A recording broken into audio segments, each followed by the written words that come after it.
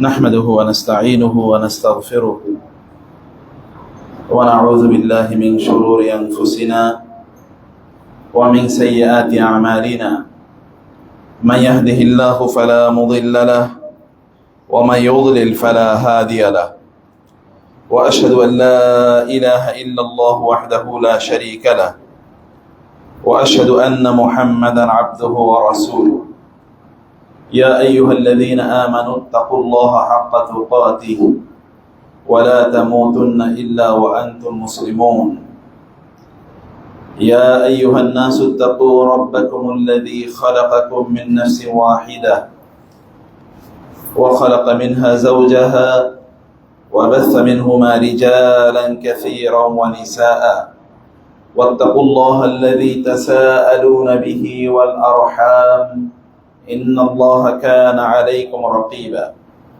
يا أيها الذين آمنوا اتقوا الله وقولوا قولا سديدا يصلح لكم أعمالكم ويغفر لكم ذنوبكم ومن يطع الله ورسوله فقد فاز فوزا عظيما أما بعد فإن أصدق الحديث كتاب الله وخير الهدي هدي محمد صلى الله عليه وسلم وشر الأمور محدثاتها وكل محدثة بدعة وكل بدعة ضلالة وكل ضلالة في النار أما بعد فأعوذ بالله من الشيطان الرجيم بسم الله الرحمن الرحيم وعلم آدم الأسماء كلها ثم عرضهم على الملائكة فقال أنبئوني بأسماء هؤلاء إن كنتم صادقين قالوا سبحانك لا علم لنا إلا ما علمتنا إنك أنت العليم الحكيم قال يا آدم أنبئهم بأسمائهم فلما أنبأهم بأسمائهم قال ألم أقل لكم إني أعلم غيب السماوات والأرض وأعلم ما تبدون وما كنتم تكتمون وقال النبي صلى الله عليه وسلم من يرد الله به خيرا يفقهه في الدين আল্লাহ সুবহানাহু ওয়া তাআলা শুকর আদায় করছি তিনি আমাদেরকে জুমার সালাতের জন্য মসজিদে এসে খুতবা শোনার জন্য মনোনিবেশ করার তৌফিক দান করেছেন। আল্লাহ শুকর আদায় করি, বলি আলহামদুলিল্লাহ। রাসূলুল্লাহ সাল্লাল্লাহু আলাইহি ওয়াসাল্লামের উপর দরুদ এবং সালাম বর্ষিত হোক।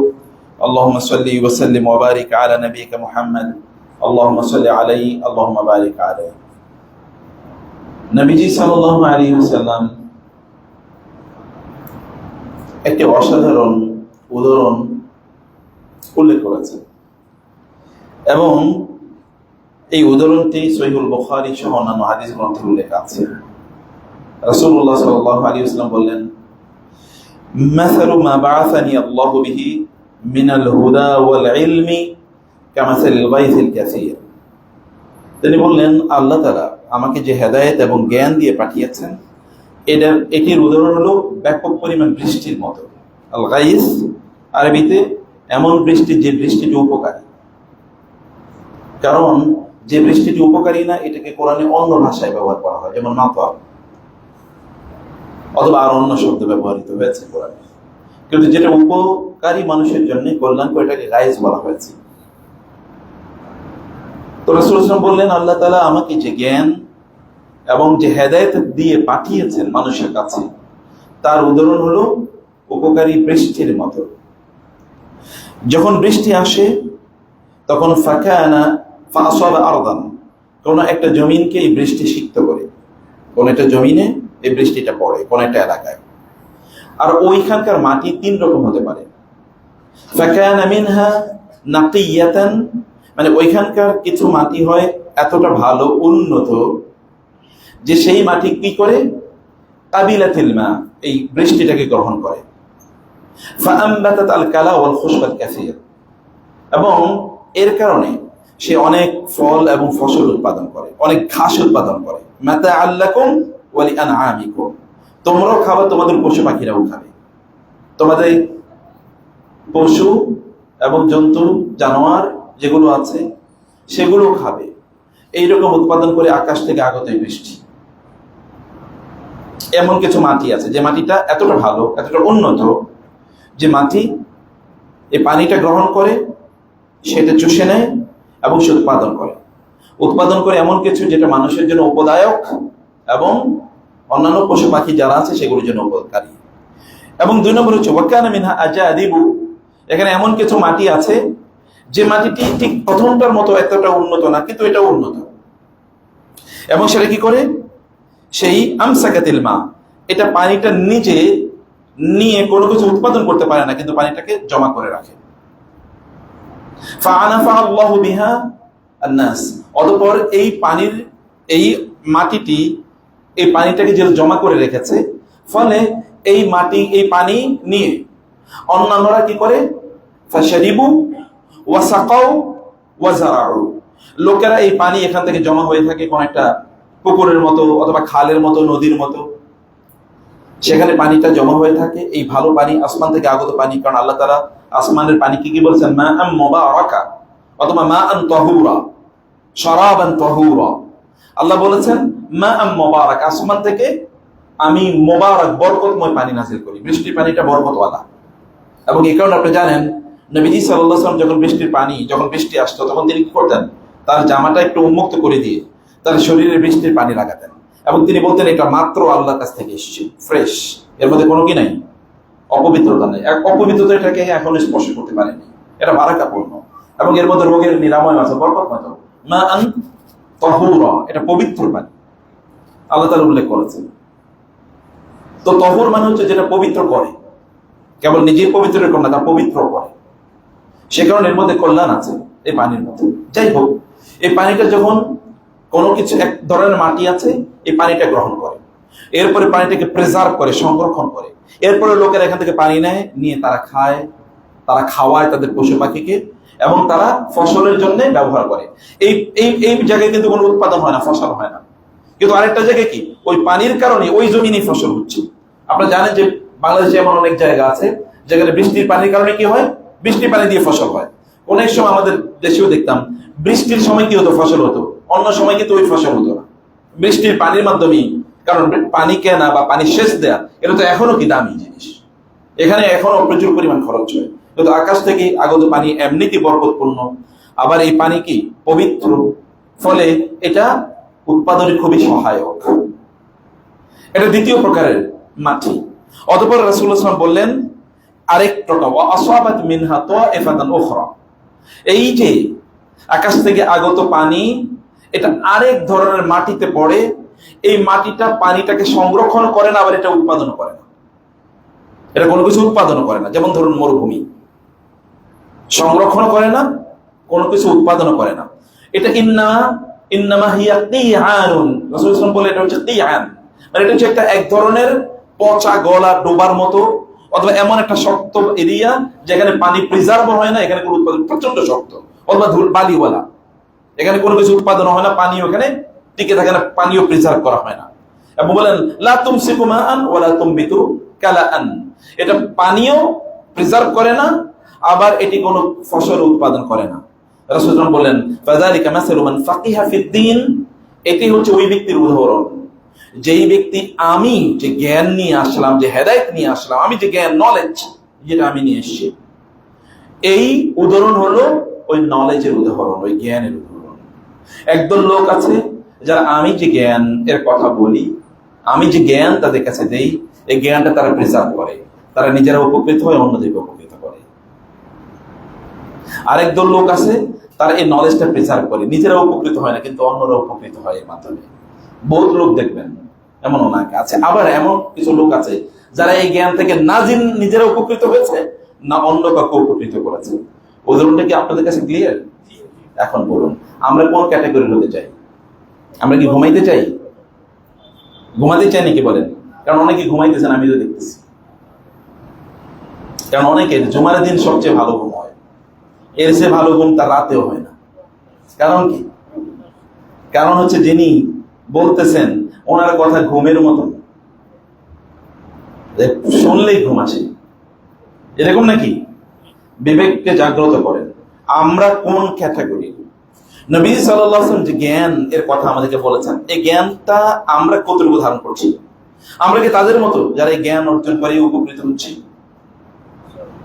আল্লাহ সুবহানাহু ওয়া তাআলা একদল লোকের কথা বলেছেন যে যাদেরকে আমি জ্ঞান দিয়েছি, ওয়াতলু আলাইহিম নাবা আল্লাযী আতাইনাহু আয়াতিনা ফানসালাখা মিনহা ফাআতবা'আহু আশ-শাইতানু ফাকানা মিনাল গাওয়িন ওয়ালাউ শি'না লারাফা'নাহু বিহা ওয়ালাকিন্নাহু আখলাদা ইলাল আরদি ফামাসালুহু কামাসালিল কালবি ইন তাহমিল আলাইহি আলহাস আও তাতরুহু ইয়ালহাস যালিকা মাসালুল লাযীনা কাযযাবু বিআয়াতিনা ফাকসুসিল ক্বাসা লাআল্লাহুম ইয়াতাফাক্কারুন। আল্লাহ তাআলা বললেন সূরা ইউনূসে যে তুমি হে নবী আপনি ওই ব্যক্তিদের গল্প উদাহরণ তাদের কাছে পেশ করুন যাদেরকে আমি আমার দ্বীনের জ্ঞান প্রদান করেছি, কিতাবের জ্ঞান প্রদান করেছি, আমার আয়াতের জ্ঞান প্রদান করেছি। ফানসালাখা মিনহা, কিন্তু সাপ যেরকম খোলস বদলায়, সাপের খোলস বদলানো দেখেছেন কখনো আপনারা? দেখেছেন না? এক সময় গ্রামে দেখতাম যে সাপের খোলস পড়ে আছে, তখন মুরব্বীরা বলতো যে এটা সাপ তার খোলস বদলিয়েছে, তার উপরে যে চামড়াটা বদলিয়েছে। এটা একদল লোক তারা হচ্ছে তাদের খোলস বদলায়, জ্ঞান পাওয়ার পর ফানসালাখা মিনহা, সেদিনই জ্ঞান থেকে বের হয়ে যায়। ফাআতবাহু শায়তান, ফলে শয়তান তার অনুসরণ করে। আতবা ইউতবিউ, বাবুল ইফআলের মধ্যে আল কাসরা আছে, তাবলীগ মুবালাগা আছে, মানে তাকে শয়তান এখন ব্যাপকভাবে তাকে কি অনুসরণ করে। ফাকানা মিনাল গাওয়িন, ফলে ওই লোক কি হয়ে যায়, কি পথভ্রষ্ট হয়ে যায়। ওয়ালাউ শি'না লারাফা'নাহু বিহা, আমি যদি চাইতাম এই দ্বীনি জ্ঞানের কারণে তার মর্যাদা আকাশচুম্বী করে দিতে পারতাম। দ্বীনি জ্ঞান একজন ব্যক্তির মর্যাদা কি করে? আকাশচুম্বী করে দেয়। ওয়ালাকিন্নাহু আখলাদা ইলাল আরদি, কিন্তু ও তো মাটি কামড়ে পড়েছিল, ও তো দুনিয়ার ভালোবাসায় অন্ধ হয়ে গিয়েছিল। ফামাসালুহু কামাসালিল কালব, ওর উদাহরণ হচ্ছে কুকুরের উদাহরণের মতো। কে বলছেন? আল্লাহ বলছেন, আল্লাহ বলতেছেন কুকুরের মতো। ইন তাহমিল আলাইহি আলহাস আও তাতরুকুহু ইয়ালহাস, কুকুরের উদাহরণ হলো, কুকুরকে যদি আপনি কোনো খাবার দেন তাইলে ও জিহ্বা একটা বের করে তারপরে হাঁপাতে থাকে, খাবার নাও দেন তাও একটা জিহ্বা একটা বের করে কি হাঁপাতে থাকে। ওরে পিটাই রোজা করে, না পিটে রোজা করে, আদর করলে এরকম করতে।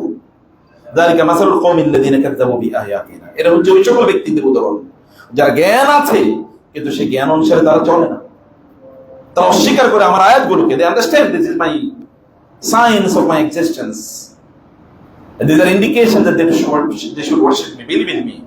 এটা স্ট্রং ইন্ডিকেশন যে there is a reservation, there is a resurrection, এরপরে মৃত্যুর পর আবার তাদের জীবন পুনরুত্থিত করা হবে। ইয়াউমা ইয়াবআসুহুমুল্লাহু জামিআন ফায়ুনাব্বিউহুম বিমা আমিলু আহসাহুল্লাহু ওয়া নাসুহু, আল্লাহ সুবহানাহু ওয়া তাআলা তাদেরকে পুনরুজ্জীবিত করবেন এবং আল্লাহ তাদেরকে তারা যা করেছে এগুলো সব তাদেরকে বলবেন, তুমি এই করছো, এই করছো, এই করেছো। আহসাহুল্লাহু, আল্লাহ সব লিখে রেখেছেন, ওয়া নাসুহু, লোকেরা ভুলে গেছে। আল্লাহ লিখে রেখেছেন কিন্তু লোকেরা ভুলে গেছে। আমরা ভুলে গেছি, কত কিছু করেছি কিন্তু ভুলে গিয়েছি। কিয়ামতের দিন আল্লাহ সুবহানাহু ওয়া তাআলা তার চাদরের নিচে একদল লোককে ডেকে নিয়ে যাবেন এবং নিয়ে গিয়ে তার আমল নামাটা চুপি চুপি তাকে দেখাবেন। এই যে তুমি এই আমল করছো না, বলে হ্যাঁ এই আমলগুলো করেছি, ছোট গুনাহগুলো দেখাবেন। এরপরে আল্লাহ তাআলা বলবেন, দুনিয়াতে আমি এগুলো ঢেকে রেখেছিলাম কিনা, প্রকাশ করে দেইনি তো? বলে হ্যাঁ ইয়া আল্লাহ, আপনি অনুগ্রহ করে দুনিয়ায় প্রকাশ করে নেই, ঢেকে রেখেছেন। তিনি বলে, যাও, আমি যেহেতু দুনিয়াতে ঢেকে রেখেছি, আবার এখানেও আমার চাদরের নিচে তোমাকে ঢেকে রেখে এগুলি দেখাচ্ছি, আখেরাতেও আমি ঢেকে রাখলাম, এগুলোকে তোমার কোন বিচারে আনলাম না। এ ব্যক্তি তখন শুকর আদায় করবে। এগুলো কি সগীরা গুনাহ, ছোট গুনাহ।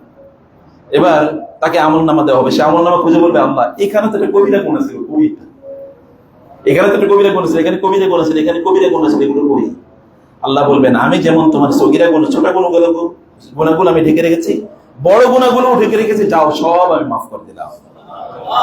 মেহেরবান। জ্ঞান মানুষকে মর্যাদাবান করে। প্রিয় ভাইরা, মানুষ জ্ঞানের দিক থেকে তিন রকম। আমরা কোন রকম হতে চাই?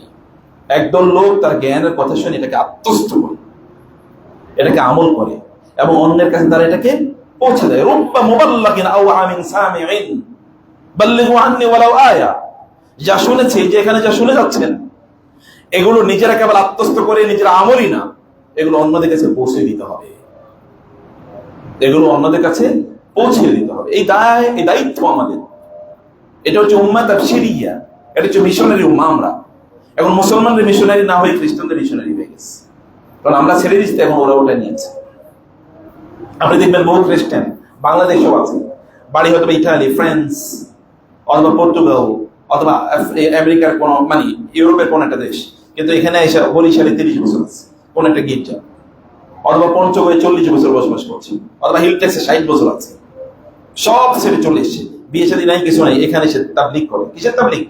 খ্রিস্টান ধর্মের, অথচ ওর তাবলিগ করা হারাম। আর আমাদের তাবলিগ করা ফরজ, আমরা সব ছেড়ে দিচ্ছি, আমলই তো করি না, জ্ঞানই তো নাই। কয়জন লোক আছে বলেন? নবীজি সাল্লাল্লাহু আলাইহি ওয়াসাল্লাম যে বললেন এটা বিশাল বিস্তৃত কল্যাণময় বৃষ্টির মতো, এই বৃষ্টি আমরা কতজন গ্রহণ করেছি? একদল লোক এটাকে গ্রহণ করে নিজেরা উপকৃত হয়, অন্যদেরকে উপকৃত করে, এবং এটা হচ্ছে সে নিজে বুঝেছে এবং সে আমল করেছে। এটা শ্রেষ্ঠতম ক্যাটাগরি। কারণ কি? কারণ আপনার যখন দ্বীনি নলেজ থাকে তখন আল্লাহ সুবহানাহু ওয়া তাআলাকে আপনি চেনেন, আর তখন আপনার ইবাদত আল্লাহর জন্য কি আরো বেশি পরিপূর্ণ হয়, পারফেক্ট হয়। তখন আপনি জানেন যে আপনার সবকিছু আল্লাহ তাআলা জানেন। আলাম তারা আন্নাল্লাহা ইয়ালামু মা ফিস সামাওয়াতি ওয়া মা ফিল আরদ ওয়া মা ইয়াকুনু মিন নাজওয়া মিন সালাসাতিন ইল্লা হুয়া রাবিউহুম ওয়া লা খামসাতিন ইল্লা হুয়া সাদিসুহুম ওয়া লা আদনা মিন যালিকা ওয়া লা আকবার ইল্লা হুয়া মা'হুম আইনামা কানু সুম্মা ইউনাব্বিউহুমুল্লাহু বিমা আমিলু ইয়াওমাল কিয়ামাহ। আল্লাহ সুবহানাহু ওয়া তাআলা বলেছেন, তুমি কি জানো না? আল্লাহ ইয়ালামু মা ফিস সামাওয়াতি ওয়া মা ফিল আরদ, আল্লাহ সবকিছু জানে, আসমানে এবং জমিনে যা কিছু আছে। ইয়া বুনাইয়া ইন্নাহা ইন তাকুম মিসকাল হাববাতিন মিন খারদালিন ফাতাকুন ফি সাখরাতিন আও ফিস সামাওয়াতি আও ফিল আরদি ইয়াতি বিহাল্লাহ। হে আমার প্রিয় সন্তান, লোকমান আলাইহিস সালাতু ওয়াস সালাম তার সন্তানকে বলেছেন, ইন্নাহা ইন তাকুম মিসকাল হাববাতিন মিন খারদালিন, মনে রেখো প্রিয় বৎস, প্রিয় বাবা, আমার সন্তান, যদি মিসকাল হাববাতিন মিন খারদালিন, খারদাল মানে হচ্ছে সরিষা, খারদাল মানে কি? সরিষা। সরিষার পরিমাণ বা তিল এর পরিমাণ যদি কোনো কিছু হয়, ভালো অথবা মন্দ, অথবা খারদাল মানে হচ্ছে খেজুর গাছের যে খেজুরগুলো, এগুলো পাকার আগে কাঁচা অবস্থায় গাছ থেকে পড়ে যায়, নিচে পড়ে যায়। এই খেজুর গ্রাম অঞ্চলে আমাদের খেজুর গাছে, এই সকল খেজুরের কাছে আমরা কেউ যাইতাম না, এবং আরবরা এগুলোর কাছে যায় না, এগুলো সব পুড়িয়ে ফেলে দেয়, কেউ এগুলো দিকে ভ্রুক্ষেপ করে না। খারদাল, যার দিকে কেউ নজরও দেয় না। অথবা খারদাল মানে হচ্ছে যখন কসাইরা মাংসের মধ্যে কোপ দেয়, কোপ দেওয়ার পরে দেখবেন একটু হালকা ছোট ছোট কি খন্ড বিভিন্ন জায়গায় ছড়িয়ে পড়ে। এই যে কোরবানির সময় করছেন, এগুলো কি খুঁজে আনি নাকি আমরা? কোথায় পড়ে গেছে কেউ খবর রাখ না, এগুলোকে বলে খারদাল। হে আমার প্রিয় বৎস, মনে রাখবা, যদি তুমি এইরকম খারদালের সম্মত হও, যে সামান্য একটা তিলের পরিমাণ, অথবা এরকম মাংসের টুকরের পরিমাণ, অথবা এই যে খেজুর যেগুলোর প্রতি আনঅ্যাটেন্ডেড, কেউ দিকে নজরও দেয় না, এরকম যদি তুমি হও, অথবা তুমি একটা ভালো কাজ করো এরকম লেভেলের, অথবা একটা মন্দ কাজ করো এরকম লেভেলের, ইয়াতি বিহাল্লাহ, কিয়ামতের দিন আল্লাহ তাআলা তোমার সামনে এটা উপস্থাপন করবেন। তুমি পালাইবে কোথায়? ইয়া মা'শারাল জিন্নি ওয়াল ইনসি ইন ইসতাতা'তুম আন তানফুযু মিন আকতারিস সামাওয়াতি ওয়াল আরদি ফানফুযু লা তানফুযুনা ইল্লা বিসুলতান। পারলে আমার জমিন এবং আসমান থেকে বাইরে হয়ে যাও, দেখি কোথায় গিয়ে বসবাস করো। লা তানফুযুনা ইল্লা বিসুলতান, বের হতে পারবে না। বের হতে হলে আমার ক্ষমতা লাগবে, আমার ক্ষমতা নেই, আমার এরিয়া থেকে তোমাকে বের হতে হবে, নাইলে তুমি বের হতে পারবে না। সম্মানিত ভাইয়েরা, সম্মানিত বোনেরা, একজন জ্ঞানী মানুষ তিনি এটা বুঝেন, যখন তার জ্ঞান থাকে তখন তিনি এটা বুঝেন, এবং এই কারণে তিনি ওই লেভেলে চলে যান। রাসূলুল্লাহ সাল্লাল্লাহু আলাইহি ওয়াসাল্লামের কথা একবার চিন্তা করে দেখেন তো, তিনি কেমন মানুষ ছিলেন? তিনি আল্লাহকে বেশি জানতেন না কম জানতেন? বেশি জানতেন, তাতে তার তাকওয়া কম ছিল না বেশি ছিল? ওয়াল্লাহি ইন্নী লা আতকাকুম লাহু লিল্লাহি ওয়া আ'লামুকুম লাহু ওয়াল্লাহি ইন্নী লা আ'লাকুম লিল্লাহি ওয়া আতকা লাহু। আল্লাহর কসম, আমি তোমাদের মধ্যে আল্লাহকে বেশি চিনি, এবং এই কারণে আমি আল্লাহকে বেশি ভয় পাই। জ্ঞান এটাকে ধারণ করতে, অর্জন করতে ফার্স্ট ক্লাস হন না প্লিজ, প্রথম শ্রেণীর লোক হন। এরপরে 2 নম্বর ক্যাটাগরির লোক আছে, দ্বিতীয় শ্রেণী, সেকেন্ড লেভেল। তারা হচ্ছে কি? সেটা হচ্ছে আজাদিবু, এটা হচ্ছে এমন এরিয়া যেখানে পানিকে সংরক্ষণ করে, তারপরে এই পানিগুলো কি চারিদিকে লোকদের উপকারে লাগে। কিছু কিছু লোক তারা দিনী জ্ঞান অর্জন করে এবং এই জ্ঞান তারা বিতরণ করে, তারা নিজেরাও উপকৃত হয় না বটে, কিন্তু তারা এগুলো বিতরণ করছে, এগুলো তারা বিতরণ করছে, তারা নিজেরাও উপকৃত হয় না, এটা সেকেন্ড ক্যাটাগরি। তারপর দিনী জ্ঞান এটা তারা সংরক্ষণ করছে।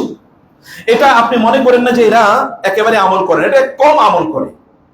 যেমন রাসূলুল্লাহ সাল্লাল্লাহু আলাইহি ওয়াসাল্লাম বলেছেন, যখন আমি নাদ্দারাল্লাহু আবদান সামিআ মাকালাতি, কেউ যদি আমার কথা শুনে এবং এটাকে মনোযোগ দিয়ে শুনে, তারপর এটাকে মুখস্থ করে রাখে, আল্লাহ তাআলা তার চেহারাটাকে আলোকিত করে দেয়।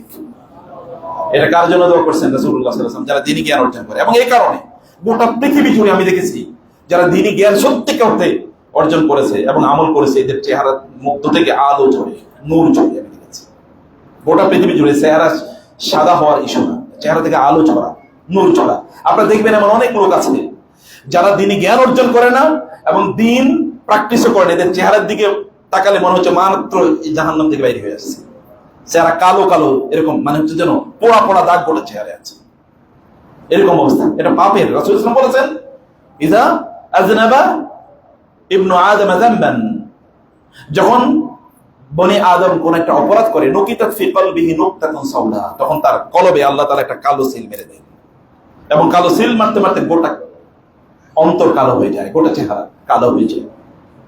আর যদি কেউ কোনো ভালো আমল করে, তাহলে নুকিতাত ফি কলবিহি নুকতাতুন বাইদা, তাহলে তার কলবে আল্লাহ সুবহানাহু ওয়া তাআলা একটা কালো, একটা সাদা সিল মানে হচ্ছে একটা আলো তৈরি করে দেন, নূর তৈরি করে দেন।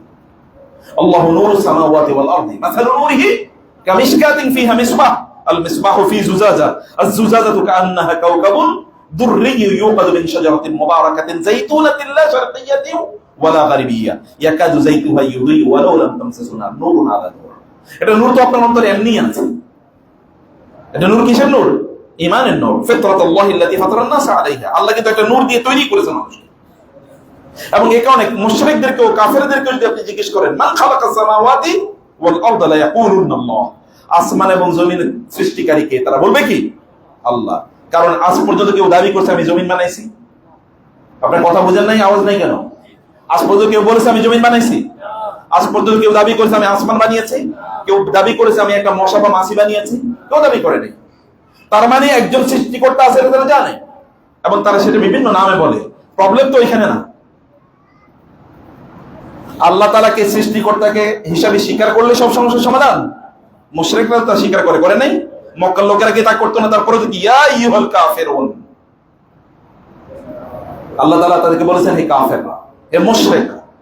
মানে প্রবলেম তো এখানে না, প্রবলেম তো হচ্ছে আল্লাহ সুবহানাহু ওয়া তাআলা ইবাদত করা। এখানে মানলাম তিনি আমার সৃষ্টিকর্তা, কিন্তু তার ইবাদত করলাম না, ইবাদত করলাম ঘুরিয়া ফিরিয়া, তাইলে তো আর হলো না, তাইলে তো শিরক, তাইলে তো মুশরিক, তাইলে তো কুফরি।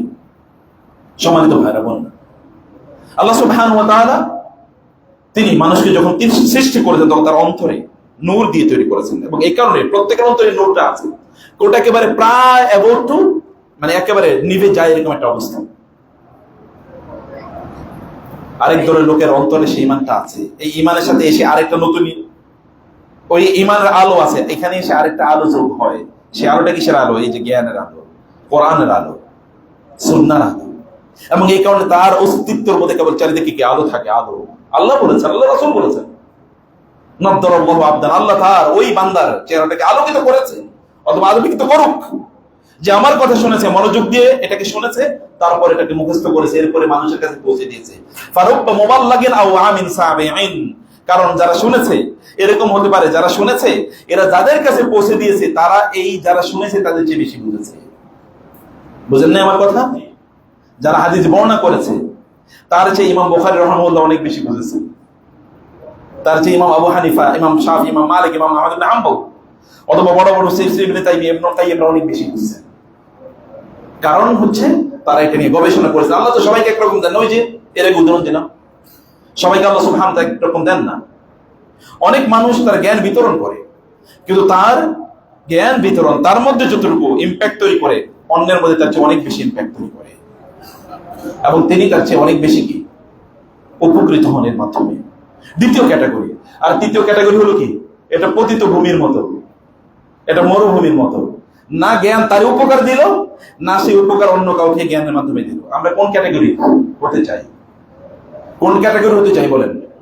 এক নাম্বার ক্যাটাগরি। তাহলে মনোযোগ দিয়ে শুনতে হবে, তাহলে সেটাকে কি করতে হবে? আমলের নিয়তে শুনতে হবে। প্রিয় ভাইরা, শুধুমাত্র জ্ঞান অর্জনের মধ্যে কোনো কল্যাণ নাই, শুধু জ্ঞান অর্জন, নিয়ত থেকে আপনার পরিশুদ্ধ করতে হবে কেন আপনি শুনতে চাচ্ছেন।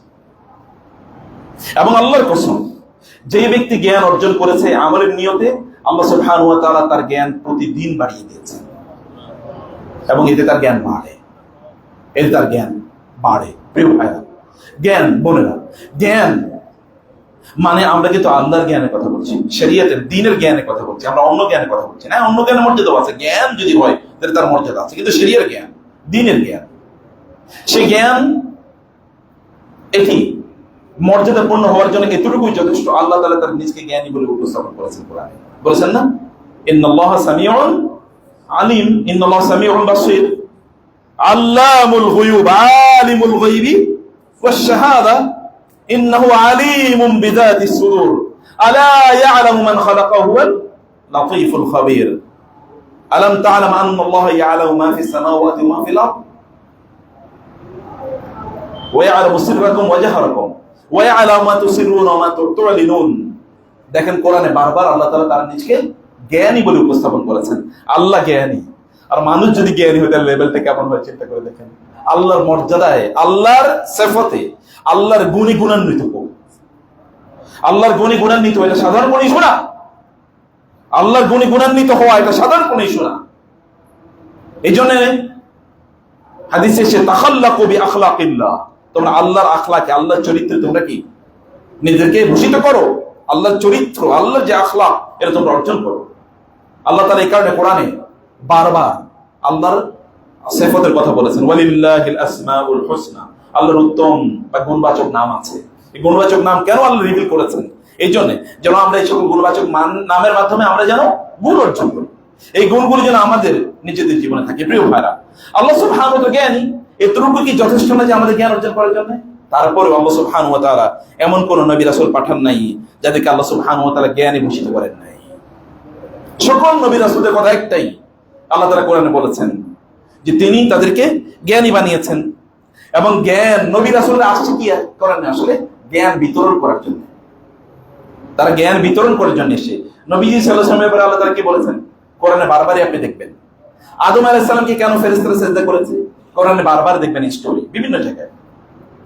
ওয়ালাকাদ আহিদনা ইলা আদম মিন ক্বাবলু ফানাসিয়া ওয়া লাম নাজিদ লাহু আযমা ওয়া ইয কুলনা লিল মালাইকাতি ইসজুদু লিআদম ফাসজাদু ইল্লা ইবলিস আবা। আল্লাহ সুবহানাহু বলেছেন, ওয়া ইয ক্বাল রাব্বুকা লিল মালাইকাতি ইন্নী জাইলুন ফিল আরদি খলিফা। সব কথার মূল বক্তব্য একটাই, আল্লাহ সুবহানাহু ওয়া তাআলা আদম আলাইহিস সালামকে যখন সৃষ্টি করেছেন তাকে জ্ঞানী হিসেবে তৈরি করেছেন। জ্ঞান, আদম আলাইহিস সালামের মর্যাদা ফেরেশতাদের উপর জ্ঞানের কারণে। এতটুকু কি যথেষ্ট না জ্ঞান অর্জনের জন্য? যদি না হয়ে থাকে তাহলে শুনো, আল্লাহ সুবহানাহু ওয়া তাআলা রাসূলুল্লাহ সাল্লাল্লাহু আলাইহি ওয়াসাল্লামকে কেন পাঠিয়েছেন? নবী সাল্লাল্লাহু আলাইহি ওয়াসাল্লামের ব্যাপারে আল্লাহ নিজেই বলেছেন, ওয়াল্লাযী বাআসা ফিল উম্মিয়িনা রাসূলাম মিনহুম ইয়াতলু আলাইহিম আয়াতিহি ওয়া ইউযাক্কিহিম ওয়া ইউআল্লিমুহুমুল কিতাবা ওয়াল হিকমা ওয়া ইন কানু মিন ক্বাবলি লাফি দালালিন মুবিন। লোকের আগে জানতো না কিছুই, আল্লাহ সুবহানাহু ওয়া তাআলা তাদেরকে জানার ব্যবস্থা করে দিয়েছেন নবীকে পাঠিয়ে, রাসূলুল্লাহ সাল্লাল্লাহু আলাইহি ওয়াসাল্লামকে পাঠিয়ে। অতএব আল্লাহ সুবহানাহু ওয়া তাআলা তিনি কেবলমাত্র নিজেই জ্ঞানী এরকম না, তিনি জ্ঞান বিতরণ ডিসপার্স করার জন্য তিনি নবীজিকে পাঠিয়েছেন, নবীদেরকে পাঠিয়েছেন। এবং আল্লাহ তাআলা ইউসুফ আলাইহিস সালাতু ওয়াস সালামের ব্যাপারে একই কথা বলেছেন। আপনি দেখবেন, ওয়ালাম্মা বালাগা আশুদ্দাহু আতাইনাহু হুকমান ওয়া ইলমা ওয়া কাযালিকা নাজিল মুহসিনিন। যখন ইউসুফ আলাইহিস সালাতু ওয়াস সালাম তার যৌবনে পৌঁছলেন, আমি তাকে হুকমান ওয়া ইলমা, তাকে প্রজ্ঞা দিয়েছি, জ্ঞান দিয়েছি। এবং আল্লাহ তাআলা ইব্রাহিম আলাইহিস সালামের ব্যাপারে বললেন, ওয়া তিলকা হুজ্জাতুনা আতাইনাহা ইব্রাহিমা আলা কওমি নারফাউ দারাজাতিন মান নাশা ইন্না রাব্বাকা হাকীমুন আলীম। আল্লাহ তাআলা বললেন, আমি ইব্রাহিম আলাইহিস সালাতু ওয়াস সালামকে স্পেশাল নলেজ প্রদান করেছি, জ্ঞান, স্পেশাল জ্ঞান। এবং এর মাধ্যমে আমি অন্যদের মর্যাদা বাড়িয়ে দেই। ইয়া আইয়ুহাল্লাযীনা আমানু ইযা ক্বিলা লাকুম তাফাসসাহু ফিল মাজালিসি ফাফসাহু ইয়াফসাহিল্লাহু লাকুম ওয়া ইযা ক্বিলা ইনশুযু ফানশুযু ইয়ারফা'িল্লাহু আল্লাযীনা আমানু মিনকুম ওয়াল্লাযীনা উতুল ইলমা দারাজাত। আল্লাহ সুবহানাহু ওয়া তাআলা তিনি নবী রাসূলদের জ্ঞান এর কথা কোরআনে উল্লেখ করেছেন। যেমন মুসা আলাইহিস সালামের ব্যাপারে আল্লাহ তাআলা বলেছেন, ওয়ালাম্মা বালাগা আশুদ্দাহু ওয়াস্তাওয়া আতাইনাহু হুকমা ওয়া ইলমা। যখন মুসা আলাইহিস সালাতু ওয়াস সালাম যৌবনে পৌঁছলেন এবং মেরুদণ্ড সোজা হয়ে দাঁড়ালেন, তখন আমি তাকে প্রজ্ঞা এবং জ্ঞান প্রদান করলাম।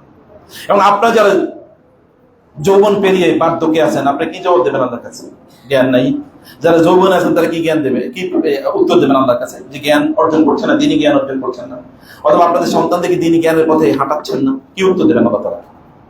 পড়ার সময় নেই, ফেসবুকের তো সময় আছে, ইউটিউবে তো মানে বস্তা পচা ইউটিউবের বিভিন্ন কাহিনী দেখার তো সময় আছে আপনার, অথবা বস্তা বস্তা পলিটিক্যাল ডায়ালগ ডিসকাশন এগুলো করার মতো তো সময়ের অভাব নাই। কেবল আল্লাহর জ্ঞান অর্জন করার জন্য আপনার সময় নাই। কারণ শয়তানের সবচেয়ে বড় চ্যালেঞ্জ হলো আল্লাহর জ্ঞান থেকে আপনাকে বিরত রাখা, আল্লাহ সম্পর্কে আপনি জ্ঞান যেন অর্জন না করতে পারেন। এটা শয়তানের সবচেয়ে বড় কাজ, সবচেয়ে বড় এজেন্ডা, এবং সে সেটাই করছে। এই পৃথিবীর মানুষের জ্ঞান আগে সে বাড়ছে না কমছে? বাড়ছে। কিন্তু আল্লাহ সম্পর্কে জ্ঞান বাড়ছে না কমছে? কমেছে। আল্লাহ সম্পর্কে জ্ঞান কমেছে, কিন্তু দুনিয়ার জ্ঞান তাদের বাড়ছে। মুহূর্তের মধ্যে এখন পৃথিবীর এই প্রান্ত থেকে ওই প্রান্তে চলে যাওয়া যায়, কথা বলা যায়। এখন তো বইপত্র আর লাগে না, এখন তো এআই রে জিজ্ঞেস করলেও সব বই মুহূর্তের মধ্যে বই থেকে। এখন তো পড়াশোনা করা লাগে, আর্টিফিশিয়াল ইন্টেলিজেন্স, চ্যাট জিপিটি, এগুলো সব আপনাকে মুহূর্তের মধ্যে সব বলে দেবে। তো এগুলো সবই কিয়ামতের আলামত। আমরা এখন আর জ্ঞান অর্জন করি না। সালাফরা বলতেন যে জ্ঞান আগে মানুষের সিনাই ছিল, সিনা থেকে সিনাই যেত, এরপরে আসছে এটা কি বইয়ে। কিন্তু বইয়ের পৃষ্ঠা খোলা লাগবে তো নাকি? বইয়ের মধ্যে জ্ঞান আছে, পৃষ্ঠা খোলা লাগবে না? পৃষ্ঠা কে খুলবে? পৃষ্ঠা তো আপনাদেরকে করতে হবে, আমাদেরকে করতে হবে, নাহলে কেমনে পড়বো আমরা? নাহলে কিভাবে জ্ঞান অর্জন করবো? Knowledge is available, but you don't have any time. কারণ শয়তান আপনাকে এখান থেকে দূরে রেখেছে। কারণ শয়তান জানে আপনি যখনই জানবেন তখনই আপনি কি দেবের কাছে আসবেনই। মুসলিমরা তারা যত জ্ঞানী হয় তারা তত আল্লাহওয়ালা হয়। কাফের এবং মুশরিকরা যত জ্ঞানী হয় তত কি তারা তার ধর্ম থেকে দূরে থাকে। মুসলিমরা যত জ্ঞান অর্জন করে তত তারা ধর্মের মধ্যে ঢুকে, দিনের মধ্যে ঢুকে, কারণ তারা জানে এটাই সত্য। আর ইহুদি খ্রিস্টান অথবা অমুসলিমরা যতই তারা তাদের ধর্ম সম্পর্কে জানে ততই পা থেকে দূরে চলে যায়, বুঝে যেগুলো সব বানোয়াট অথবা এগুলো বিকৃত। এরকম একটা অবস্থায় চলে গেছে।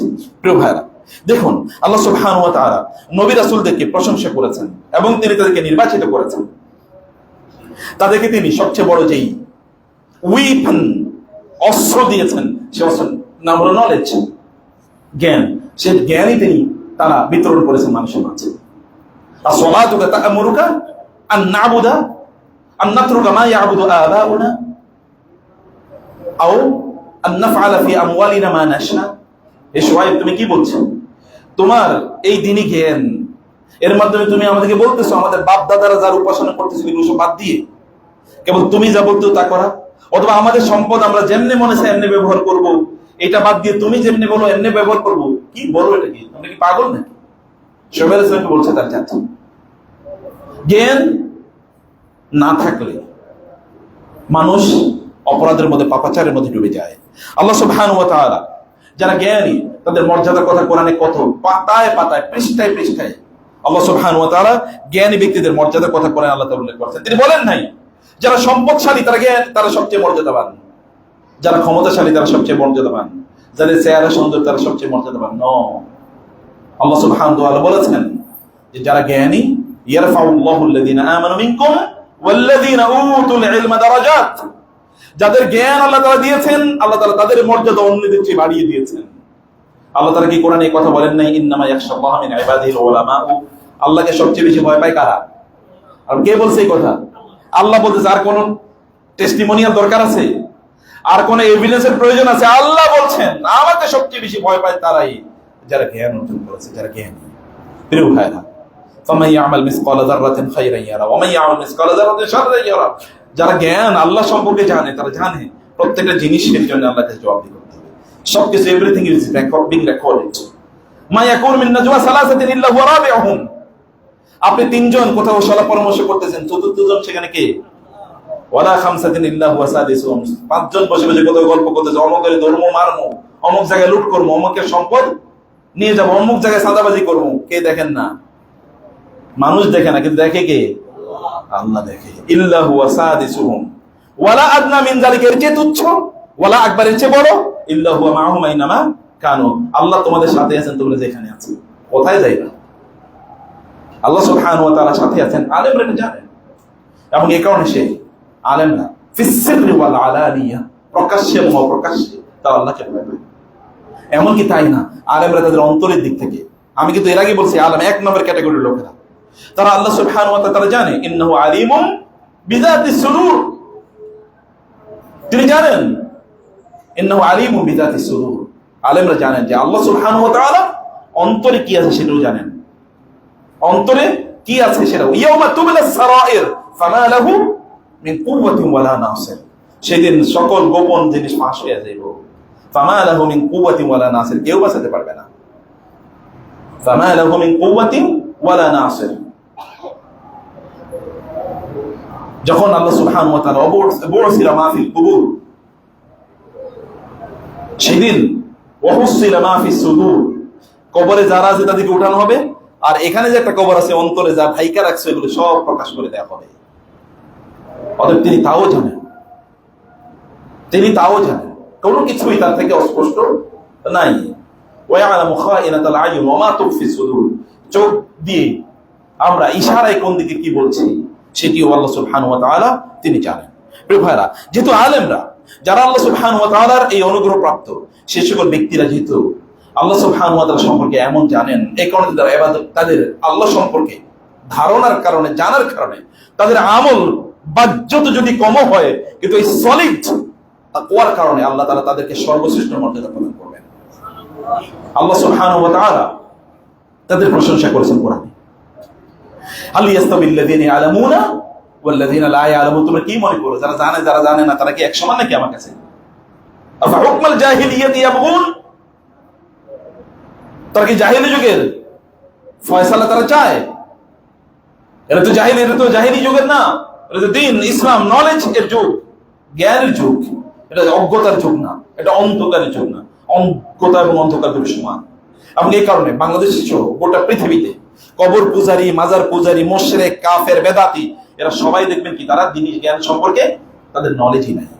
অধিকাংশ আপনি দেখবেন কিছু নামধারী হয়তো আলেম বলে তাদের নিজেকে আলেম দাবি করে, দেখবেন কোরআনের একটা আয়াত পড়ে তার আলোচনায়, না একটা হাদিস আছে, না সালাফদের কোনো কওল আছে, কিচ্ছু নাই। কতক্ষণ হয়তো গান গাইছে, কতক্ষণ হয়তো কি হাসাইছে, কতক্ষণ হয়তো কাঁদাইছে, খিস্তি খেউর গাইছে অমুকের বিরুদ্ধে তমকের বিরুদ্ধে, এগুলো বলে তারপরে শেষ। কারণ আসলে আমরা তো, আমাদের তো রুচির দুর্ভিক্ষ, আমরা আলেমও চিনি না আর বক্তও চিনি না। আমরা টিকটকারকে আলেম মনে করছি আর আলেমের মনে করছি টিকটক। এরকম একটা জায়গায় গিয়ে দাঁড়িয়েছে।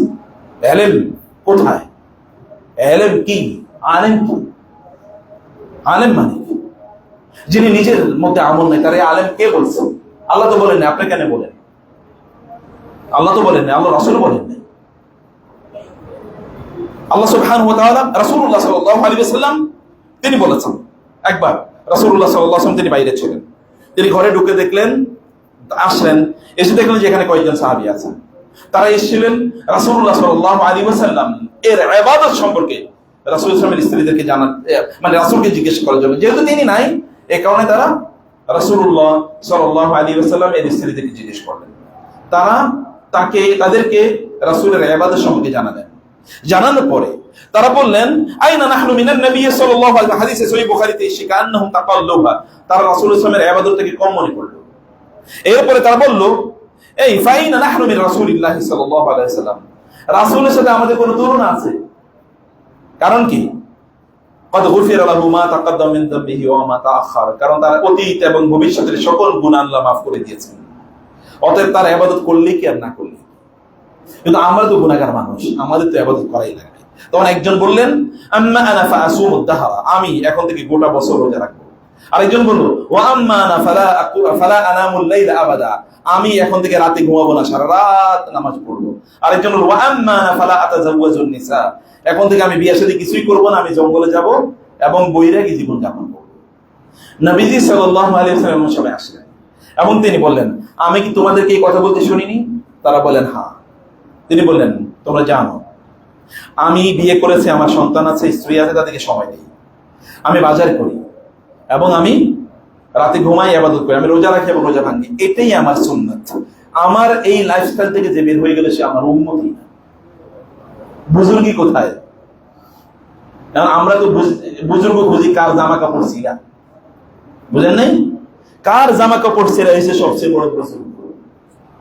কে হচ্ছে ওই যে কি পড়ে যেন ঘুরে, লেংটি পড়ে ঘুরে, এসে ল্যাংটা বাবা, এবং তার পিছনে মুসলমানরা ঘুরে। কে সালা দিয়ে মানে জামা বানাইছে, এই তার পেছনে ঘুরে। কে গত 30 বছর গোসল করে না, অতএব ওই আল্লাহর ওলি। আছে কিনা আমাদের দেশে? আছে। ও আল্লাহর ওলি, এর পেছনে পেছনে ঘুরতেছে। বদনা শাহ রহমতুল্লাহ, লাঠি শাহ রহমতুল্লাহ, তো আমরা এরকম জায়গায় কোথায় গেছি, কি কারণে গেছি?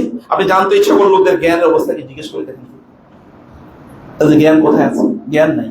জ্ঞান থাকলে সেটা করে নাকি? করে না। এই যে কয়েকদিন আগে দেখছেন না কুমির, কেন ওইখান থেকে নেওয়া হলে আবার একদল লোক এরা দাঁড়িয়েও আছে, এরা মসজিদের সভাপতিও বলে, এরা গিয়ে কি আন্দোলন করতেছে কুমিরকে তার সহ জায়গায় ফিরিয়ে দেওয়া হোক। ওই কুমিরের তার জায়গায় ফিরিয়ে দেওয়া হচ্ছে। কুমিরটাকে সে কি বানাইছে?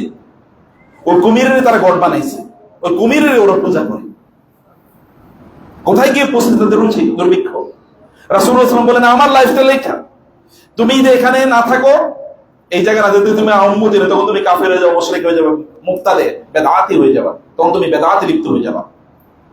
এগুলো তখন দিন মনে করবে একটা লোক। দাঁতের উপর যখন ময়লা পড়ে, ওটা যখন স্টোন হয়ে যায়, তখন ওই স্টোন যখন আপনি ভাঙতে যাবে তখন ওই রক্তক্ষরণ হয় কি হয় না? বুঝেন নাই আপনারা? কি বলে এটাকে? স্কেলিং বলে না? স্কেলিং করে দেখছেন কোনোদিন? একটা ডেন্টিস্টের কাছে গিয়ে দেখেন, বলে আমার দাঁতে কি পাথর পড়ে গেছে, স্টোন পড়ে গেছে, এটা একটু স্কেলিং করে দেন। দেখেন স্কেলিং করতে গিয়ে কি পরিমাণ রক্ত পড়ে। প্রিয় ভাই, দিনের উপরে এরকম আবরণ যখন পড়ে, এটা যখন ভাঙতে যাবেন তখন কিছু লোকের এরকম মায়া কান্না দেখবেন, রক্তক্ষরণ হবে, এদের রক্তক্ষরণ হবে। অন্যরা বলবে হায় দিন গেল রে, গেল রে। দিন যায় না, গেছে ও, কারণ ওর ব্যবসা গেছে, এখানে তোর ব্যবসা ছিল, এটা গিয়েছে। আল্লাহ সুবহানাহু ওয়া তাআলা তিনি নবী রাসূলকে পাঠিয়েছেন এই কাজ করার জন্য। রাসূল সাল্লাল্লাহু আলাইহি ওয়াসাল্লাম বলেছেন ওয়াল্লাহি ইন্নী আ'লামুকা বিল্লাহ ওয়া আশাদ্দুকুম লাহু খাশিয়া, আল্লাহর কসম আমি আল্লাহকে তোমাদের চেয়ে বেশি চিনি এবং তাকে তোমাদের চেয়ে অনেক বেশি ভয় পাই। কেমন ভয়? যে রাতের বেলা তিনি ঘুমাতে পারতেন না। সাহাবায়ে কেরামরা বলতেন যে রাসূল সাল্লাল্লাহু আলাইহি ওয়াসাল্লাম যে রাতে ঘুমাইছেন এটা আমরা বুঝতে পারতাম যখন তিনি তার মুখ থেকে আর তাসবিহ শুনতাম না। ঘুমানোর আগেও সুবহানাল্লাহ, আলহামদুলিল্লাহ, আল্লাহু আকবার এগুলো বলতে বলতে তিনি ঘুমাচ্ছেন। কানা ইয়াযকুরুল্লাহ আলা কুল্লি আহইয়ানি, সব সময় আল্লাহ সুবহানাহু ওয়া তাআলা জিকির করতেন। এমন কোনো মুহূর্ত নাই হারাম মুহূর্ত ছাড়া যখন তিনি আল্লাহ জিকির করতেন। আয়েশা রাদিয়াল্লাহু তাআলা তার স্ত্রী এই টেস্টিমনি আমাদেরকে প্রদান করেছেন। প্রিয় ভাইরা, রাসূলুল্লাহ সাল্লাল্লাহু আলাইহি ওয়াসাল্লাম এবং নবীরা তারা আল্লাহর ব্যাপারে সবচেয়ে বেশি জানেন, এবং আলেমরা যারা তাদের আল্লাহ সুবহানাহু ওয়া তাআলার ব্যাপারে সবচেয়ে বেশি জ্ঞান আছে, আল্লাহ নিজেই বলছেন আল্লাহকে তারা সবচেয়ে বেশি ভয় পায়, আল্লাহ তাদের প্রশংসা করছেন। এটা কারণ কি? কারণ আলেমরা ব্যালেন্স জানে। একজন ব্যক্তি ব্যালেন্স জানে যে জীবনটাকে কিভাবে পরিচালনা করা লাগবে, কতটুকু আল্লাহর জন্য এবং কতটুকু আল্লাহর অ্যাবসলিউট ইবাদতে তিনি তার নিজকে নিবেদিত রাখবেন, কতটুকু তিনি দুনিয়ার জন্য, কতটুকু তিনি আখিরাতের জন্য করবেন, এগুলো তিনি জানেন, তিনি ব্যালেন্স জানেন। এবং এই কারণে আব্দুল্লাহ ইবনে আমর ইবনে আস রাদিয়াল্লাহু তাআলা আনহু তিনি বিয়ে করেছেন, তার স্ত্রী সম্পর্কে, তার জীবন সম্পর্কে, তার ব্যাপারে রাসূল সাল্লাল্লাহু আলাইহি ওয়াসাল্লাম যাওয়ার গেলেন তার বাসায়, তার স্ত্রীকে জিজ্ঞেস করলেন তোমার স্বামীর অবস্থা কি? বলে খুবই ভালো, সারা রাত নামাজ পড়ে। সারা রাত কি করে? নামাজ পড়ে। একজন স্ত্রী তার স্বামীর সম্পর্কে অভিযোগ দেওয়ার জন্য এতটুকু যথেষ্ট। পজিটিভ। আমাদের স্ত্রীরা হইলে বলতে ইয়ে নিয়ে আসেন, চাই 5টা মিডিয়া হইলে আমি মিডিয়ার সামনে কথা বলবো না। যেমন অনেক স্ত্রীরা তারা মিডিয়ার সামনে ভাষণ না দিলে তার ভালো লাগে না। যে কোনো অভিযোগ, স্বামীর বিরুদ্ধে অভিযোগ, এখন মিডিয়ার সামনে গিয়ে কথা বলবে, ইন্টারভিউ দিবে, আছে কিনা এরকম? আল্লাহওয়ালা দিনদার সম্মানিত ভাই, এখন তিনি মিডিয়াতে ডাইকে কথা বলবেন, এটাকে তার দিনের প্রচার প্রকাশ ইত্যাদি না। তার স্ত্রী শুধু পজিটিভ বলবে আমার স্বামী খুবই ভালো, সারা রাত নামাজ পড়ে। রাসূল সাল্লাল্লাহু আলাইহি ওয়াসাল্লাম জাহিজ পাওয়ার পেয়ে গেছেন, তিনি তাকে ডাকলেন, বললেন কি ব্যাপার আব্দুল্লাহ, তুমি মাত্র বিয়ে করলে, সারা রাত তার নামাজ পড়ার কথা না, তোমার তো আরো কিছু কাম আছে। বলেন ইয়া রাসূলুল্লাহ, আমি তো নামাজ পড়তে খুবই ভালোবাসি, আমার খুবই শখ, এখন আমি নামাজ পড়তে সারা রাত ইবাদত করতে আমার ভালো। বলেন না, এটা না। ইন্না লিজাসাতিকা আলাইকা হাক্কান ওয়া লিআইনিকা আলাইকা হাক্কান ওয়া লিরাব্বিকা আলাইকা হাক্কান ওয়া লিজাওজিকা আলাইকা হাক্কান ফাআতি কুল্লাযী হাক্কিন হাক্কাহু, যে তোমার স্ত্রীকে সময় দেওয়া লাগবে এটাও তার হক, তোমার আল্লাহকে সময় দেওয়া লাগবে এটাও তোমার হক, তোমার শরীরকে সময় দেওয়া লাগবে এটাও হক, সবাইকে সব হক দেয়, এটাই হলো ইসলাম। দিন এইটাই, একদিকে ঝুঁকে যাওয়া দিন না। ফালা তামিলু কুল্লাল মাইলি ফাতাযারুহা কাল মুআল্লাকা, একদল লোক তারা দুইটা বিয়ে করে, দুইটা বিয়ে করা তো নিষিদ্ধ না, কিন্তু এরপরে যারে দ্বিতীয় জন যারা বিয়ে করে তারে ভালো লাগে বেশি, প্রথম জনের আর ভালো লাগে না, এরপরে তার খবরও নেয় না। এই ব্যক্তি জুলুম করলে এর দ্বিতীয় বিয়ে করাই নিষিদ্ধ, এর দ্বিতীয় বিয়ে করা জায়েজ নাই। তো এই যে মাসনার এত কথা বলে, কারা বলে এগুলো? মাসনা করার আগে তাকে তো প্রথম স্ত্রীর প্রতি কি তার ইনসাফ করা লাগবে না? সে প্রথম জনের প্রতি জুলুম করে দ্বিতীয় সে কি হালাল কাজ করতে যাইতেছে, ওটা তো তার জন্য জায়েজ, আর প্রথমটা হলো তার জন্য ফরজ, ফরজ বাদ দিয়ে নফল করতে যাইতেছে, বুঝে না? আল্লাহ সুবহানাহু বলেছেন যে তোমরা না পারো তাহলে ফাওয়াহিদাতান আও মা মালাকাত ঈমানুকুম, ফাওয়াহিদা তাহলে বিয়ে করতে হবে একটা, কারণ আপনি ডাবল করবেন, 4টা করেন, সমস্যা কিন্তু 4টা করেন, আপনার জন্য জায়েজ আছে, কিন্তু শর্ত এটা কি ইনসাফ করতে হবে। প্রথম জনের একটু কম দেখতে পারলেন, তাকে একটু সময় কম দিলেন, তার আগে এবার সুযোগ সুবিধা কম, দ্বিতীয় জনকে নিয়ে আপনি ঘুরতে যান ইত্যাদি করতেছেন, তাহলে এই জুলুমের কারণে আপনি বাঁচতে পারবেন না। বাঁচার কোনো উপায় নাই, বাঁচার কোনো উপায় নাই। হক, বান্দার হক আল্লাহ সুবহানাহু ওয়া তাআলা মাফ করবেন না, তিনি এটার জন্য পাই পাই হিসাব নেবেন। সম্মানিত ভাইরা, রাসূলুল্লাহ সাল্লাল্লাহু আলাইহি ওয়াসাল্লাম বললেন যে তুমি এরকম এরকম করো, এটাই হচ্ছে দিন। রাসূলুল্লাহ সাল্লাল্লাহু আলাইহি ওয়াসাল্লাম তিনি বললেন যে তুমি রোজা রাখো বটে, কিন্তু তুমি দাউদ আলাইহিস সালামের মতো রোজা রাখো, একদিন রোজা রাখবে একদিন ভাঙবা, একদিন রোজা রাখবে একদিন ভাঙবা। কারণ দাউদ আলাইহিস সালাম আবাদুন নাস, এই মানুষের মধ্যে আল্লাহ তাআলার সবচেয়ে বড় ইবাদত গুজার একজন ব্যক্তি ছিলেন। আর তুমি তার মতো, এটা আপনি কিভাবে জানবেন? আপনি তো মনে করবেন যে শুধু সারা রাত ইবাদত করে ফজর নামাজ ছেড়ে দিলাম, এটাই বুঝি। অনেক কিছু আছে না আবেগী বাঙালি, সারা রাত ইবাদত করছি এরপরে ফজর নামাজ মিস, এটা করে আপনার লাভ কি? আপনার ওই ফজরের নামাজ ওই সারা রাত ইবাদতের চেয়ে কোটি গুণ বেশি গুরুত্বপূর্ণ ছিল। ফজর 2 রাকাত সুন্নাতে গোটা পৃথিবী এবং তার সমান সম্পদের চেয়ে বেশি গুরুত্বপূর্ণ না? এটা ছেড়ে দিলে কি হইল? কোন বুজুর্গি এটা? এটা তো রব বুজুর্গি। এই বুজুর্গি তো আল্লাহ অনুমোদন করেন নাই, আল্লাহ রাসূল সাল্লাল্লাহু আলাইহি ওয়াসাল্লাম অনুমোদন করেন নাই। প্রিয় ভাই, এই যে আমরা যখন দ্বীনি জ্ঞানের কথা বলি, তখন একদল লোকের মাথায় কেবল ফতোয়া ঘুরে, তাইলে কেবল মুফতি হওয়া, ফতোয়া এর জ্ঞান অর্জন করা বুঝি, এইটাই বুঝি আমাদের একমাত্র কাজ। না, এটা না। দ্বীনি জ্ঞান এটা না। দ্বীনি জ্ঞান অন্য জিনিস। দ্বীনি জ্ঞান অন্য জিনিস। দ্বীনি জ্ঞান, 1 নম্বর দ্বীনি জ্ঞান হচ্ছে আল্লাহ সুবহানাহু ওয়া তাআলা সম্পর্কে জানা। কার সম্পর্কে জানা? আল্লাহ, তাওহীদ, আল্লাহ সম্পর্কে জানা, এটা 1 নম্বর কাজ। কোন মানুষ যদি আল্লাহ সুবহানাহু ওয়া তাআলা সম্পর্কে না জানে, তাহলে তিনি কোনোদিন এই দ্বীনি জ্ঞান তার কোনো কাজে লাগবে না। তাহলে আপনাকে আল্লাহ সম্পর্কে জানতে হবে, 1 নম্বর আল্লাহ সম্পর্কে জানতে হবে, তাওহীদ ফার্স্ট, 1 নম্বর। কারণ জ্ঞানের 1 নম্বর কাজ হচ্ছে আল্লাহ সুবহানাহু ওয়া তাআলা সম্পর্কে জানা, আল্লাহ সম্পর্কে জানা, আল্লাহ সুবহানাহু ওয়া তাআলা বোঝা। মানুষ মূলত তো প্রবলেমে এই জায়গায়, হয় শিরকে আছে, অথবা কি কুফরিতে আছে, অথবা বেদাতে আছে। সবগুলো তো আল্লাহর সাথে সম্পর্কিত জিনিস। মানুষ শিরক কখন করে?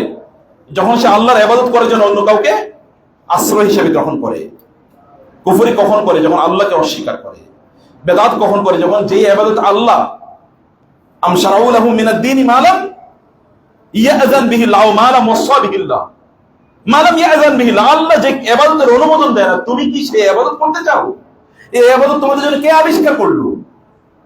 যে ইবাদতের অনুমোদন আল্লাহ দেন নাই, যে শরীয়ত আল্লাহ তোমাকে দেয় নাই, সেই ইবাদত তুমি কোথা থেকে আবিষ্কার করলা? আল্লাহ সুবহানাহু ওয়া তাআলা সেটাই আমাদেরকে বলেছেন। অতএব আমাদের তালিবুল ইলমদেরকে আমরা যখন শেখাই, আপনারা যখন শিখবেন, তখন তাকে প্রথম দিকেই তাকে কি করবেন? তাকে আমরা ফিকহ পড়াবো। ফিকহ, হ্যাঁ ফিকহ কোনটা? কিন্তু ফিকহুল আকবার আবু হানিফা রাহিমাহুল্লাহ বলেছেন তাওহীদ সবচেয়ে বড়। ফিকহ মানে কি? গভীর জ্ঞান। গভীর জ্ঞান মানে কি? তাওহীদ, আল্লাহ সম্পর্কে জানা, আল্লাহকে চেনা, আল্লাহকে জানা, আল্লাহকে বোঝা এবং আল্লাহ সুবহানাহু ওয়া তাআলা সম্পর্কে যথাযথ জ্ঞান অর্জন করা। একটা বই পড়ার কথা আপনাদেরকে বলবো। বইটার নাম হচ্ছে আদ-দা ওয়াদ দাওয়া, আত্মার ওষুধ। বইটা বাংলায় अवेलेबल, আত্মার ওষুধ না, ইবনে কাইয়িম আল জাওজিয়া রাহিমাহুল্লাহ। তিনি সেখানে বলেছেন মানুষ দুই ধরনের ধোঁকায় আছে। একদল লোক তারা মনে করে আল্লাহ তো মহা ক্ষমাশীল, অতএব আমার মতো এই চুনোপুটিকে আল্লাহ শাস্তি দিয়ে লাভ হবে কি? আল্লাহ আমারে ক্ষমা করে দেবেনি। সে আল্লাহ সুবহানাহু ওয়া তাআলা কেবল ক্ষমার দিক দেখেছে, কিন্তু সে বুঝে নাই যে আল্লাহ সুবহানাহু ওয়া তাআলা কি শাস্তি দেবেন। ইন্না বাতশা রাব্বিকা লাশাদীদ ইন্নাহু হুয়া ইউবদি ওয়া ইউঈদ। আল্লাহ সুবহানাহু ওয়া তাআলা তিনি ক্ষমা করেন বটে, কিন্তু তিনি কি শাস্তি দেন নাই? জাহান্নাম তিনি বানান নাই? বানাইছেন কিনা? জানান তো আছে। যখন তারা জাহান্নামে নিক্ষিপ্ত হবে, তখন ফেরেশতা তাদেরকে বলবে আলাম ইয়াতিকুম নাযীর, আলাম ইয়াতিকুম নাযীর, তোমাদের কাছে কি কোনো সতর্ককারী যায় নাই? তোমরা কেন জাহান্নামে আসো? জাহান্নামে কেন তোমরা যাচ্ছ? তোমাদের কাছে কি কোনো সতর্ককারী যায় নাই? আলাম ইয়াতিকুম নাযীর ক্বালু বালা ক্বাদ জাআনা নাযীর ফাকাযাবনা ওয়া কুলনা মা নাযালাল্লাহু মিন শাই। সম্মানিত ভাইরা, এই কারণে আমাদেরকে দ্বীনি জ্ঞানের ক্ষেত্রে বুঝতে হবে যে 1 নম্বর কাজ হচ্ছে তাওহীদের জ্ঞান, আল্লাহ সুবহানাহু ওয়া তাআলাকে জানা এর জ্ঞান। যেই সকল ব্যক্তিরা আল্লাহকে চিনতে পেরেছে, রাসূল সাল্লাল্লাহু আলাইহি ওয়াসাল্লাম বলেছেন মান ইউরিদিল্লাহু বিহি খায়রান ইউফাক্কিহু ফিদ-দ্বীন। আল্লাহ যার কল্যাণ চান তাকে আল্লাহ তাআলা দ্বীনের ফিকহ দান করেন। ফিকহ মানে হচ্ছে এই জ্ঞান দান করেন আল্লাহ যার কল্যাণ চান। এখন তো আমরা এমন একটা অবস্থা দাঁড়াইছি, কথায় কথায় ফতোয়া। সবচেয়ে বড় ফতোয়াবাজ হচ্ছে আমাদের সাধারণ মানুষ। আর সবচেয়ে বড় ফতোয়াবাজ কারা? যারা রাষ্ট্র চালায়। এরা সবচেয়ে বড় ফতুয়াবাজ, সেই ফতুয়া দিয়ে দেয় এটা ইসলাম ওইটা ইসলাম না, দেয় না ফতুয়া? এরকম ফতুয়া দিয়ে বেড়াইতেছে। এর চেয়ে বড় মুফতি কে আছে পৃথিবীতে? এর তো বাংলাদেশের সবচেয়ে বড় মুফতি বানানো দরকার, যে তুমি যেহেতু তুমি বলে দিতেছো এটা ইসলাম ওইটা ইসলাম না, তোমার চেয়ে বড় মুফতি কে? বুঝছেন না? এই ফতোয়াবাজদের দৌরাত্ম এটা কোনোদিনই কমে না, আমাদের জন্য দুর্ভাগ্য। আমরা এই ফতোয়াবাজদের দুর্ভাগ্য, ওই যে যে দিন সম্পর্কে কিছুই জানে না সেই ফতোয়া দেয়, হয় কোর্টে দেয় ফতোয়া অথবা পার্লামেন্টে দেয় ফতোয়া। ও আর রিক্সাওয়ালারা তো ফতোয়া দেবে, এইসব সব মুফতি, চায়ের দোকানে সব ফতোয়া ভর্তি। আমাদের জন্য এটা দুর্ভাগ্য, খুবই ভয়াবহ অবস্থা, অধপতন। জ্ঞান তাওহীদ যদি না থাকে তাইলে কি হয়? এই যে দেখেন এখন হালালা সেন্টার শুনছেন নাকি? নতুন সেন্টার বানাইছে মুহাল্লা। 3 বিয়ে করলে এরপরে এই মহিলারে আরেকজন আবার স্বামীর কাছে ফিরিয়ে নিয়ে যাওয়ার জন্য তারা যে তালাকটা, তারা যে আরেকটা বিয়ে দিবে, এই বিয়ে কারের কাছে দেবে?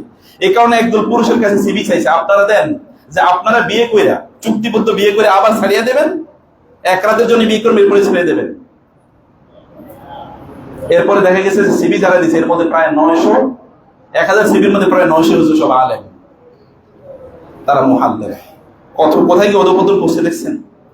দিন এ কেবলমাত্র ওই জায়গা না, তাওহীদের জ্ঞান মানুষকে কতটা ভিতর সন্ত্রস্ত রাখে। তাওহীদ না থাকলে এরকমই, তাওহীদ না থাকলে ওইটা আলেমের ইস্যু না, ওটা এলেম, এটা অন্য কিছু। এই জন্য রাসূলুল্লাহ সাল্লাল্লাহু আলাইহি ওয়াসাল্লাম বলেছেন, যখন আল্লাহ সুবহানাহু ওয়া তাআলা কল্যাণ চান তখন আল্লাহ সুবহানাহু ওয়া তাআলা তাওহীদের জ্ঞান তাকে প্রদান করেন। আর কোন ব্যক্তির মধ্যে যদি দলিল না থাকে, মান ফারাকাত দালিলা দাল্লা সাবিলা, দলিল না থাকলে ওই ব্যক্তি পথভ্রষ্ট হবেই।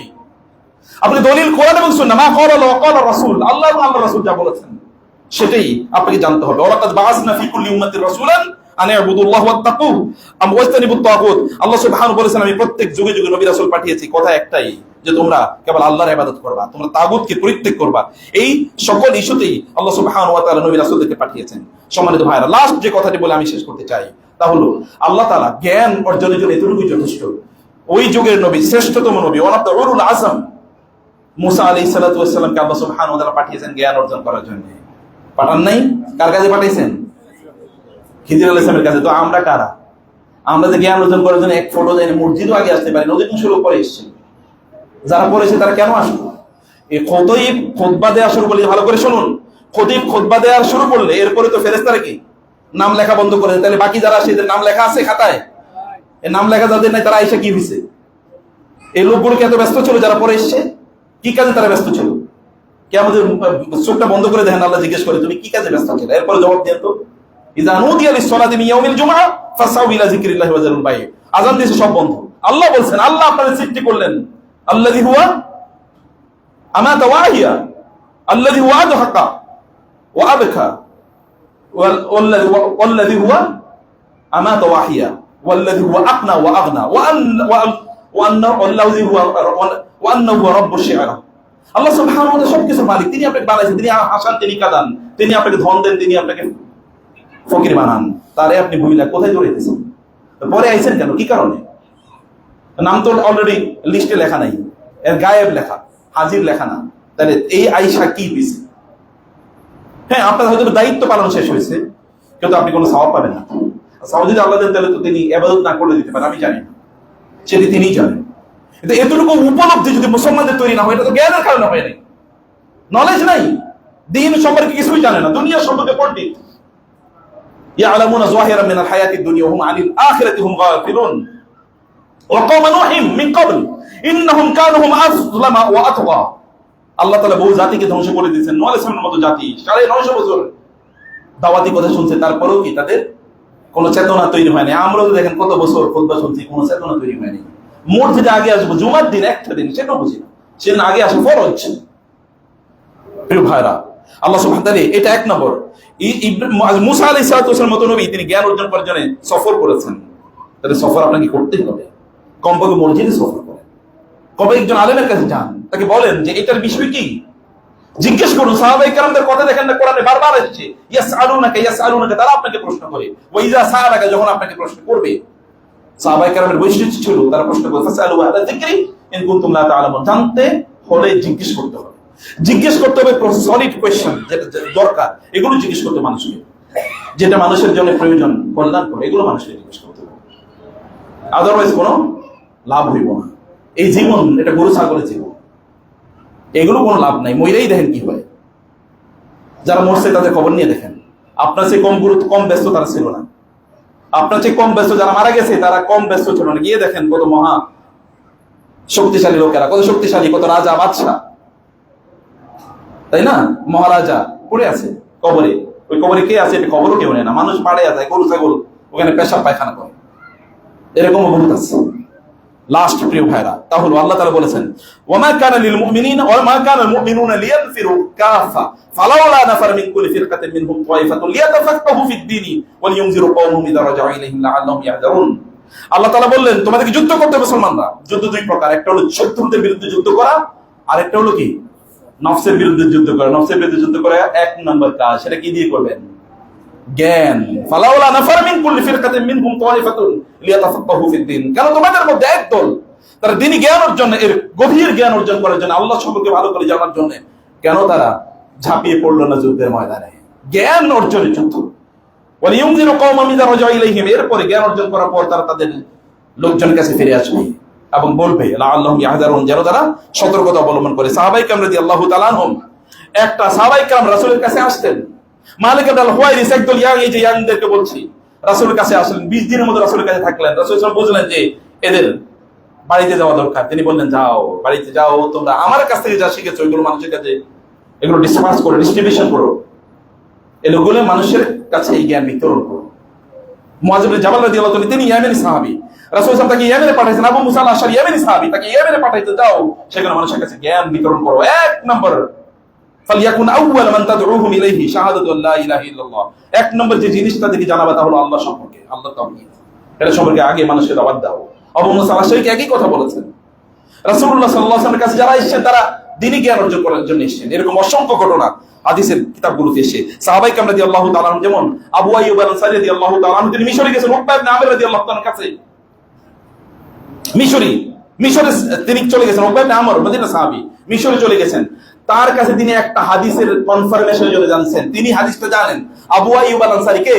রাসূল সাল্লাল্লাহু আলাইহি ওয়াসাল্লামের কাজিন। মদিনায় যাওয়ার পরে যিনি, যার ঘরে রাসূল সাল্লাল্লাহু আলাইহি ওয়াসাল্লাম ছিলেন 7 মাস, সেই সাহাবী, তিনি কি পরিমাণ রাসূলের ঘরের সাথে তার ঘর, মসজিদ নববীর সাথে তার ঘর। এই সাহাবী একটা হাদিস রাসূলের কাছ থেকে শুনেছেন, আরেকবার কনফার্ম হওয়ার জন্য 1 মাস যাইতে লাগে, 1 মাস আসতে লাগে। কোথায়? মিশরে। এরকম প্লেনে গেছে নাকি? কিসে গেছে? ওট অথবা হেঁটে। সেখানে কি তিনি গিয়েছেন এবং সেখানে তিনি হাদিস শোনার পরে ওইখানে গিয়ে ওইখানকার যিনি গভর্নর ছিলেন তাকে বললেন, উকবা ইবনে আমর সাহাবী, তিনি, তার বাসা কোথায়? রাদিয়াল্লাহু তাআলা বলে অমুকে। ওই জায়গায় তিনি গিয়েছেন, গিয়ে দরজা টোকা দিলেন। উকবা ইবনে আমর আসার পর বলেন, আমি এসেছি একটা হাদিস শোনার জন্য, আমি জানি হাদিসটা কি কনফার্ম কিনা। উনি বলেন কনফার্ম। বললেন তাহলে আমি চললাম। বলে একটু বসেন, চা খান, একটু খান কিছু নাস্তা। বলে না, আমি তা খাইতে আসি না, তুমি হাদিস জানার জন্য এসেছি। এবং সাথে তিনি আবার মদিনা চলে এসেছেন। 1 মাসের রাতে একটু রেস্ট নেন। আর আমরা কি জ্ঞান অর্জন করা লাগবে না? লাগবে কিনা? বুঝে নেই, এটা নিষেধ, মানে পড়বেই না, একটা সিদ্ধান্ত নিয়ে আসছে আজকে। নাকি জ্ঞান অর্জন করা লাগবে? তো পড়ুন, জানুন এবং শুনুন। আল্লাহ তাআলা আমাদেরকে সত্যিকার অর্থে জ্ঞানী হওয়ার তৌফিক দান করুন। আল্লাহুম্মা আমিন। আকুলু কওলি হাযা ওয়া আস্তাগফিরুল্লাহ লি ওয়া লাকুম ওয়া লিসাইরিল মুসলিমিন ফাস্তাগফিরুহু ইন্নাহু হুয়াল গফুরুর রহিম।